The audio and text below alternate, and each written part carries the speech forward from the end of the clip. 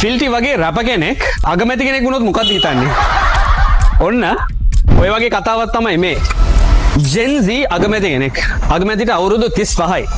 right? යා engineer කෙනෙක්. හැබැයි යා ප්‍රොෆෙෂනල් රැප කෙනෙක්. මේ තමයි නේපාලේ ප්‍රයිම් මිනිස්ටර්ගේ කතාව.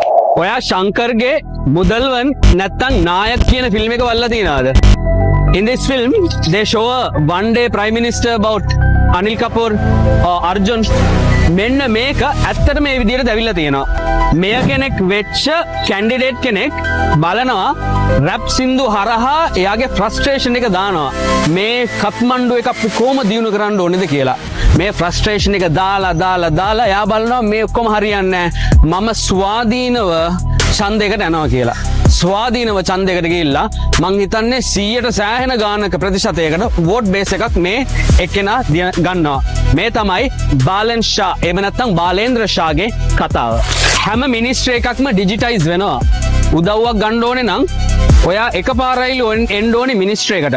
එයා විතරක් නෙමෙයි. එයාගේ පාර්ලිමේන්තු එකත් ඒ වගේ. හෝම් මිනිස්ටර් කවුද දන්නවද? හෝම් මිනිස්ටර් ඩීජේ කෙනෙක්. ඒ වගේම ගැහැණුන්ට තමන්ගේ මිනිස්ට්‍රීස් වල මුල් තැන ලබා දීලා තියෙනවා. 5 ministries have gone for females. Nepal වල තියෙන මිනිස්ට්‍රීස් 27ක් 17ක් දක්වා අඩු කරලා තියෙනවා. ඒ වගේම no VIPs. VIPs කියලා කට්ටිය යන්නේ නැහැ. හැම MP කෙනෙක්ටම KPI එකක් තියෙනවා. Government servants cannot put their kids into private schools. Schools are not going to have exams until grade 5. Exactly what Dr. Harini has introduced here in Sri Lanka. Also, private hospitals have to give 10% of bed capacity free of charge, like a government hospital.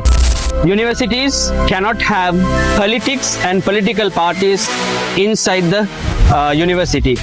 ඒත් එක්කම VIPs ලා යනකොට අර පාර වහන්නේ එහෙම පාර වහන්න බෑ.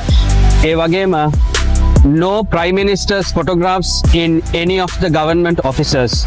This is Balan Shah's vision for what he is going to do to Nepal. This vision started with, first of all, හිටපු prime minister Sharmaව arrest කරන එකෙන්.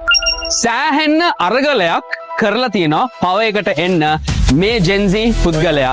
He is the world's first Gen Z prime minister. Just let us know, do you think this will work for Nepal and Nepal is going to become a fantastic country in the future?